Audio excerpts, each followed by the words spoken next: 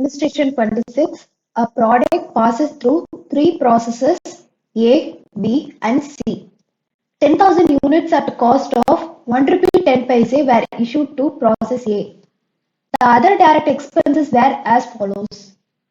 Sundry materials for product A, process A is 1500, for B is 1500, for C 1500. Direct labor for process A 4500, for B 8000, for C 6500. Direct expenses process A 1000, process B 1000, process C 1503. The wastage of process A was 5% and in process B is 4%. The wastage of process A was sold at 0.25 per unit and that of B at 0.50 per unit and that of C at 1 rupee. The overhead charges were 160% of direct labor. The final product was sold at 10 rupees per unit, fetching a profit of 20% on sales. Find out the percentage of wastage in process C. So illustration 26. 26 வந்து same தான். இந்த சம்மில் வந்து என்ன டிஃப்ரென்ஸ்னா எல்லாமே same தான். உங்களுக்கு input கொடுத்துருக்கிறதுலேருந்து direct material, wages, expenses, overhead எல்லாமே கொடுத்துருக்காங்க. எல்லாத்துலேயும் உங்களுக்கு நார்மல் லாஸ் வந்து பர்சன்டேஜும் கொடுத்துருக்காங்க. அதோட பர் யூனிட் காஸ்ட் நீங்கள் சேல் பண்ணுற வேல்யூவும் உங்களுக்கு எல்லாம் கொடுத்துருக்காங்க. இதில் என்னென்னா கடைசி ப்ராசஸ்க்கு மட்டும் நம்மளுக்கு வந்து நார்மல் வேஸ்டேஜ், அதாவது நம்ம நார்மல் லாஸ்க்கு வந்து மற்றதுக்கெல்லாம் பர்சன்டேஜ் கொடுத்துருக்காங்க. இப்போ ஆனால் ப்ராசஸ் சியில் பார்த்தீங்கன்னா உங்களுக்கு பர்சன்டேஜ் கொடுத்துருக்க மாட்டாங்க. ஆனால் பர் யூனிட் காஸ்ட் நீங்கள் எவ்வளோ சேல் பண்ணுன்றது கொடுத்துருப்பாங்க. ஸோ அந்த பர்சன்டேஜ் ஆஃப் நார்மல் லாஸ் தான் நம்ம வந்து இந்த சம்மில் கண்டுபிடிக்கணும். மற்றபடி எல்லாமே சேம் டு சேம், அதே ப்ராசஸ் அதே லாஜிக் தான். ஸோ நம்ம கம்ப்யூட் பண்ண ஸ்டார்ட் பண்ணிடலாம். நான் ப்ராசஸ் ஏலேருந்து நான் ஆரம்பிக்கிறேன். ப்ராசஸ் ஏ அக்கௌண்ட்லேருந்து ஆரம்பிக்கிறேன். டு இன்புட் வந்து எவ்வளோ கொஸ்டினில் பார்த்தீங்கன்னா ஃபர்ஸ்ட் லைன்லேயே கொடுத்துருப்பாங்க 10,000 units of a cost of 1.110 were issued to process A. So இதான் அவங்க இன்ட்ரடியூஸ் பண்ணுறாங்க. இப்போ தான் நியூவாக யூனிட்ஸ் இன்ட்ரடியூஸ் பண்ணுறாங்க. எவ்வளோ யூனிட்ஸ்? 10,000 யூனிட்ஸ் அட் 1.10 ருபீஸ்க்கு சேல் பண்ணாங்க. அப்போ டோட்டலாக எவ்வளோ? இது ரெண்டுத்தையும் மல்டிப்ளை பண்ணால் we get 11,000. Next direct material 1,500. direct wages, direct labor 4,500. next direct expenses 1,000 rupees கொடுத்துருக்காங்க. நெக்ஸ்ட் இப்போ நீங்கள் வந்து கொஷின் போங்க. கொஷினில் வந்து தேர்ட் பேராகிராஃப் வேணால் போங்களேன். தேர்டில் ஃபோர்த் பேராகிராஃப், லாஸ்ட் பேராகிராஃப் போங்களேன். கொஷினில் பார்த்தீங்கன்னா the overhead charges were 160% of direct laborன்னு கொடுத்துருக்காங்க. ஸோ உங்கள் டைரக்ட் லேபர் எவ்வளோ? 4,000. உங்கள் டைரக்ட் லேபர் வந்து ப்ராசஸ் ஏல டைரக்ட் லேபர் வந்து எவ்வளோ? 4,500. அதில் 160% தான் உங்களோட ஓவர் ஹெட். அதில் 160% உங்கள் ஓவர் ஹெட். அப்படின்னா 4,500 into 160 divided by 100 gives us 7,200. So இந்த அமௌண்ட் தான் இங்கே நம்மளுக்கு வந்து ஓஹெட்ன்ட்டு நம்ம வந்து போஸ்ட் பண்ணணும். 7,200. சேம் ப்ராசஸ் தான் மற்ற எல்லா அப்கமிங் ப்ராசஸ்லையும் வரும். நெக்ஸ்ட் அதுக்கு அடுத்த ப்ராசஸில் வந்து எவ்வளோ கொடுத்துருக்காங்க? டைரக்ட் லேபர் 8,000 கொடுத்துருக்காங்க இல்லையா? ஸோ 8,000ல் 160%.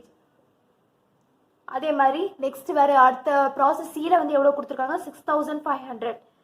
இது எல்லாமே டைரக்ட் லேபர்லேருந்து தான் நம்ம எடுத்துக்கோம். ஏன்னா கொஸ்டினில் டைரக்ட் லேபர்லேருந்து தான் 160% வந்து எடுத்துக்க சொல்லியிருக்காங்க ஓவர் ஹெட்டில். ஸோ இதுலேயும் 6,500ல் 160%. இது நமக்கு எவ்வளோ வரும்னா 12,800. இது 10,400. இப்படி தான் நம்ம வந்து கேல்குலேட் பண்ணணும். இது ஜஸ்ட் உங்கள் ஐடியாக்காக தான் நான் இது கேல்குலேட் பண்ணி காமிச்சேன்.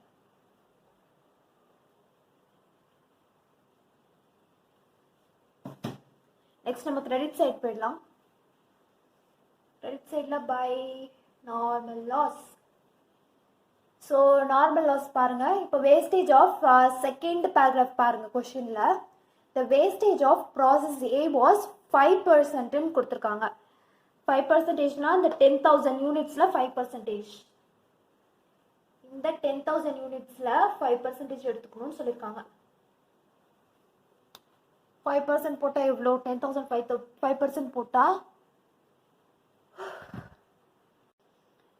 500. ஸோ 500. இது வந்து நம்ம வந்து எவ்வளோ ருபீஸ்க்கு வந்து இதை நம்ம செல் பண்ணணும்னா, கொஸ்டின் பாருங்க, நல்லா கவனிச்சுக்கோங்க. கொஸ்டின் எடுத்துக்கிங்க என்ன கொடுத்துருக்காங்கன்னா, ப்ராசஸ் ஏல, அதாவது தேர்ட் பேராகிராஃப் தேர்ட் லைன் வந்து பாருங்க. கொஸ்டின்ல தேர்ட் பேராகிராஃப்ல என்ன கொடுத்துருக்காங்கன்னா, wastage of process A sold at 0.25 per unitன்னு கொடுத்துருக்காங்க. ஸோ இந்த 500ல 0.25 மல்டிப்ளை பண்ணணும் தான் பர் யூனிட் காஸ்ட். இந்த யூனிட்ல இந்த பர் யூனிட் காஸ்ட்டை மல்டிப்ளை பண்ணிங்கன்னா அந்த அமௌண்ட் தான் உங்களோட நார்மல் லாஸ்.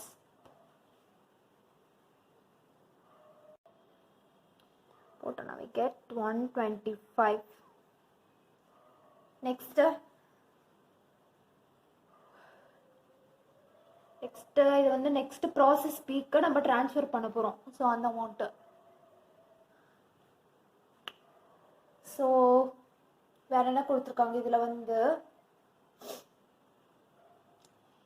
வேற எதாவது நெக்ஸ்ட் ப்ராசஸ்க்கு சென்ட் பண்ணுறது இது மாதிரி எதுவுமே நம்மளுக்கு இன்ஃபர்மேஷன் கொடுக்கல. நெக்ஸ்ட் ப்ராசஸில் எவ்வளோ நம்ம கொடுத்துருக்கோம், எவ்வளோ எதுன்ட்டு அது ஏதாவது கொடுத்துருந்தா தான் நம்மளுக்கு ஃபினிஷ் நம்ம எவ்வளோ ப்ரொடியூஸ் பண்ணிக்கோம் அது ஆல்ரெடி கொடுத்துருந்தா தான் நம்மளுக்கு வந்து எவ்வளோ லாஸ் இருக்கு நம்ம கண்டுபிடிக்க முடியும். ஸோ அதனால கொடுக்காதனால நம்மளுக்கு வந்து இதில் அப்நார்மல் கெயினும் இல்லை, அப்நார்மல் லாஸ் இல்லை. ஸ்ட்ரெயிட்டாக நம்ம ஸ்ட்ரெயிட் ஃபார்வர்டாக நம்ம அப்படியே கால்குலேட் பண்ண ஆரம்பிச்சிட்டே போகலாம். ஸோ இங்கே டோட்டல் மொத்தத்தையும் டோட்டல் பண்ணலாம். ஃபர்ஸ்ட் நம்ம யூனிட்ஸ் டோட்டல் பண்ணி யூனிட்ஸ் இங்கே டோட்டல் யூனிட்ஸ் 10,000. இங்கே நமக்கு 500 தான் இருக்குது, ஆனால் நமக்கு 10,000 வரணும். ஸோ பேலன்ஸ் யூனிட்ஸ் தான் உங்களோட நெக்ஸ்ட் ப்ராசஸ் போக வேண்டிய units. So 9,500 + 500னா it gives you 10,000. So இங்கே இருக்க இந்த அமௌண்ட்டையும் மொத்தத்தையும் நம்ம ஆட் பண்ணணும். இந்த அமௌண்ட் ஃபுல்லத்தையும் நம்ம ஆட் பண்ணோம்னா we get 25,200. இங்கேயும் 25,200 நம்மளுக்கு வரணும். ஆனால் இங்கே நம்மளுக்கு இருக்கிறது 125. ஸோ நம்மளுக்கு இன்னும் எவ்வளோ தேவை? எக்ஸிஸ்டிங் பேலன்சிங் ஃபிகர் 25,275 போட்டோன்னா we get 25,200 வந்துருச்சா? நெக்ஸ்ட் கொஸ்டின்ல வந்து லாஸ்ட் லைன் பாருங்க. லாஸ்ட் லைன்ல வந்து என்ன கொடுத்துருக்காங்கன்னா, ஃபைனல் ப்ராடக்ட் வாஸ் சோல்டு. எவ்வளோக்கு சேல் பண்ண ஃபைனல் ப்ராடக்ட் வந்து எவ்வளோக்கு வந்து சேல் பண்ணுறாங்கன்னா சோல்ட் அட் 10 rupeesன்னு சொல்லியிருக்காங்க per unit, fetching a profit of 20% on sales. So இந்த சேல்ஸில் ப்ராஃபிட் எவ்வளோன்னா 20%. ஸோ அப்போ இந்த 10ல் வந்து 20% எவ்வளோ? 2. இதை லெஸ் பண்ணோன்னா we get 8. இந்த 8 is nothing but your cost. உங்களுக்கு காஸ்ட் இன்கர் ஆகிருக்கிறது எவ்வளோன்னா 8 rupees தான் உங்களோட காஸ்ட்டாக இன்கர் ஆகிருக்குன்னு அது வந்து சொல்கிறாங்க. So find out the percentage of wastage இந்த ப்ராசஸ். ஸோ ப்ராசஸில் எவ்வளோ நம்மளுக்கு நார்மல் லாஸ் வேஸ்டேஜ் ஆயிருக்குன்னு நம்ம கண்டுபிடிக்கணும். ஸோ ஃபஸ்ட்டு நம்ம இந்த ப்ராசஸ் காஸ்டிங்லாம் ஒன்றா நம்ம போட்டுடலாம். ஸோ நெக்ஸ்ட்டு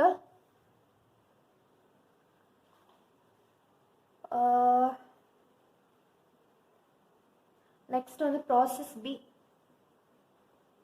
அக்கௌண்ட் ப்ரிப்பேர் பண்ணிக்கிறேன். 2 the input is nothing but your previous process or finished goods எவ்வளோ? 9,500 units at the value of 25,075. direct material, direct labor, direct expenses, direct overhead எவ்வளோ கொடுத்துருக்காங்க? 1,500. next 8,000 direct labor. direct expenses வந்து எவ்வளோனா 1,000.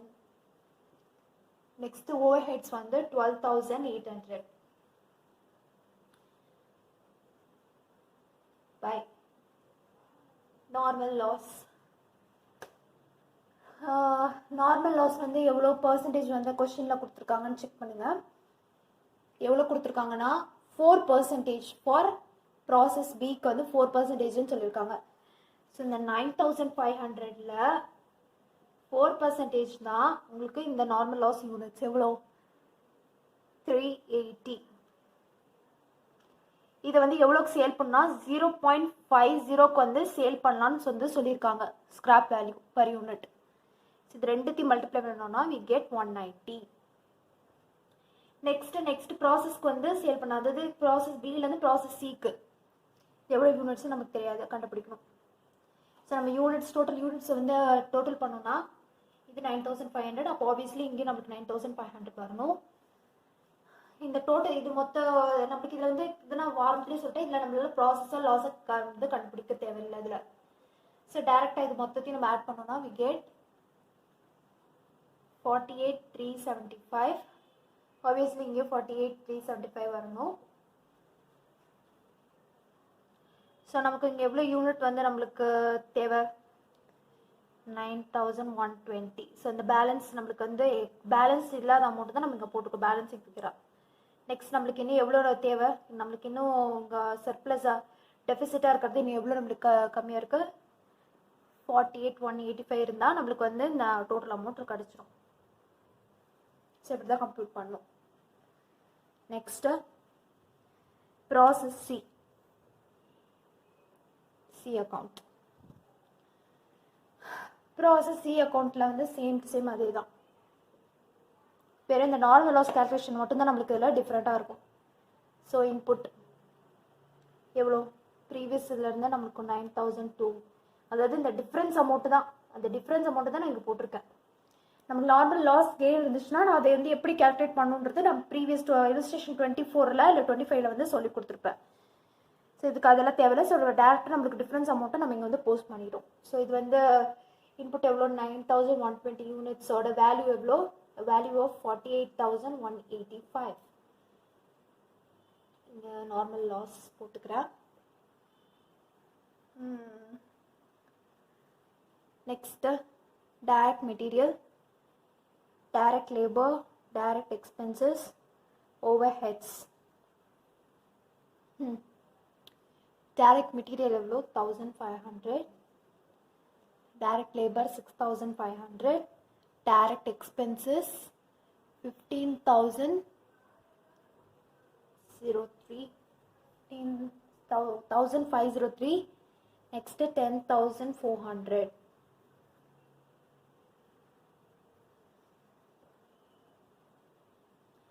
இந்த amount நான் எப்படி கண்டுபிடின்னு சொல்லியிருந்தேன், இருந்து 160% போட்டுக்கலாம். அப்படி இல்லைன்னா டைரக்ட் லேபர்லேருந்து இந்த அமௌண்ட்லேருந்து இன்ட்டு 1.6 போட்டால் கூட we get 10,400. இப்படியும் போடலாம், இப்படியும் ஒரு மெத்தட் இருக்கு. இல்லைன்னா உங்களுக்கு புரியலன்னா 6,000 into 160% divided by 100. ஸோ நீங்கள் இப்படி போட்டாலுமே உங்களுக்கு 10,400 வரும். டைரக்ட் அதாவது ஓவர் ஹெட்ஸ் கேல்குலேஷன் சொன்னேன்.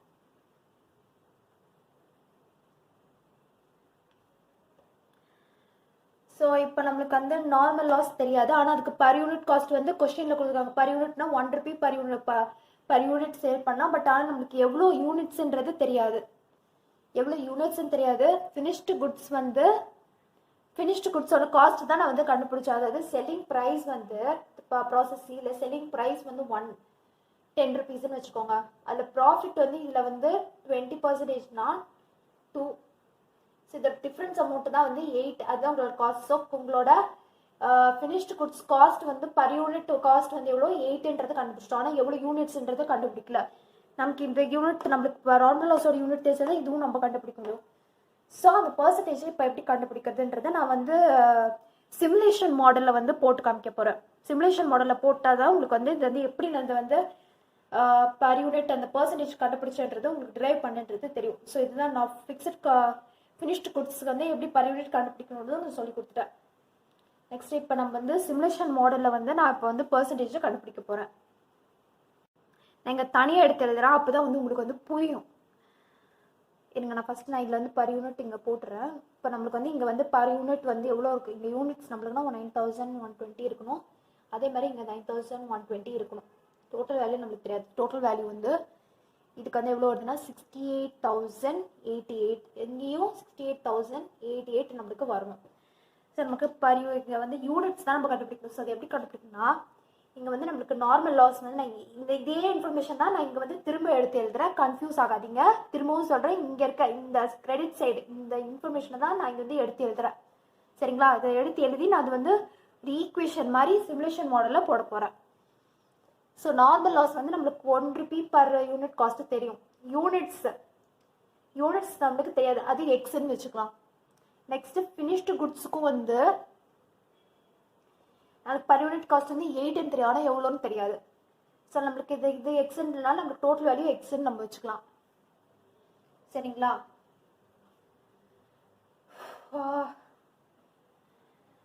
நமக்கான இங்கே டோட்டல் யூனிட்ஸ் நம்மளுக்கான இங்கே எவ்வளோ வரணும்னா 9120ன்றது நம்ம கண்டுபிடிச்சிட்டோம். ஸோ இங்கே நம்மளுக்கு வந்து டோட்டல் யூனிட்ஸ் வந்து 9120 இருக்கணும்.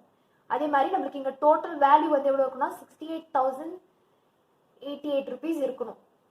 சரிங்களா? அப்படி இருக்கணும்னா ஸோ இதை வந்து இது வந்து எக்ஸாக எடுத்துக்கோங்க. இதுவும் நம்மளுக்கு எக்ஸ்னா இந்த எக்ஸ் வந்து இங்கே வந்து மல்டிப்ளை பண்ணிங்கன்னா இதில் சப்ஸ்டியூட் பண்ணிங்கன்னா 9120 எக்ஸ் இன்டூ இந்த எக்ஸ். ஸோ இது ரெண்டுத்தையும் மல்டிப்ளை பண்ணோம்னா வி கெட், ஸோ இது ரெண்டுத்தையும் நம்ம மல்டிப்ளை பண்ணோம்னா வி கெட்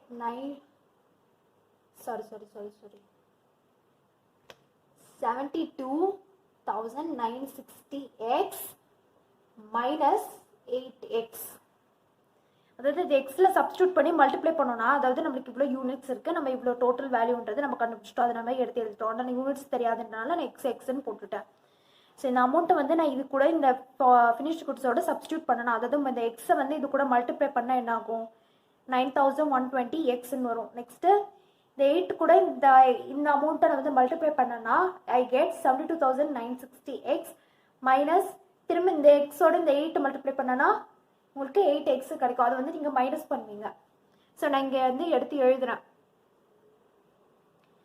ஸோ நான் இங்கே வந்து ஈக்குவேஷனாக இதை வந்து நான் ஈக்குவேஷனாக கன்வெர்ட் பண்ணி எழுதுறேன். So X plus 72,960 minus 8x இதான் உங்களோட units. So X plus 72,960 minus 8x gives us, இது மைனஸ் பண்ணோன்னா ஒன் செகண்ட். ஸோ நம்மளுக்கு இங்கே எவ்வளோ டோட்டல் வேல்யூ 68,088. ஸோ நான் இது வந்து ஈக்குவேஷனாக ஃபார்ம் பண்ணிட்டேன். இப்போது ஸோ நம்ம இந்த ஈக்குவேஷனை கொஞ்சம் கொஞ்சமாக வந்து இம்ப்ளிமெண்ட் பண்ணலாம். எப்படின்னா 72,960 மைனஸ் இந்த எக்ஸ் இதில் இருந்து மைனஸ் பண்ணோன்னா 7x மாறிடும். ஒரு எக்ஸ் குறைஞ்சிரும். 7x மாறிடுதா? ஸோ அதே அமௌண்ட் 68,088. ஸோ இது வந்து நம்ம அந்த சைடு மாற்றிட்டோன்னா இது வந்து மைனஸ் ஆகிடும். ஸோ 72,960 மைனஸ் 68,088 இந்த சைடு கொஞ்ச மைனஸ் ஆகிடுது. இது வந்து இங்கே போகிறனால உங்களுக்கு வந்து டிவிஷன் ஆகிடுது. ஸோ பண்ணணும், இந்த ரெண்டுத்தையும் மைனஸ் பண்ணிவிட்டு இதை டிவைட் பண்ணோன்னா வி கெட் 696 as எக்ஸ். உங்களோட எக்ஸ் வந்து எவ்வளோனா 696. இதை நம்ம கண்டுபிடிச்சிட்டோம். ஆனால் நம்மளுக்கு வந்து என்னன்னா நார்மல் வேஸ்டேஜோட பர்சன்டேஜ் நம்மளுக்கு பர்சன்டேஜில் வேணும். பர்சன்டேஜில் வேணும் எப்படின்னா நார்மல் லாஸ் இப்போ நம்ம எக்ஸ் இது உங்களோட நார்மல் லாஸ் தான் நம்ம எக்ஸாக கண்டுபிடிச்சோம். அந்த எக்ஸ் தான் இந்த 696. ஸோ 696 நம்மளுக்கு எவ்வளோ யூனிட்ஸ்க்கு நமக்கு தேவை? 9,120 யூனிட்ஸுக்கு தேவை. பர்சன்டேஜ்னா ஒன்றும் இல்லை, மல்டிப்ளைட் பை 100. ஸோ இதுலேருந்து இது டிவைட் பண்ணோன்னா வி கெட் 7.63%.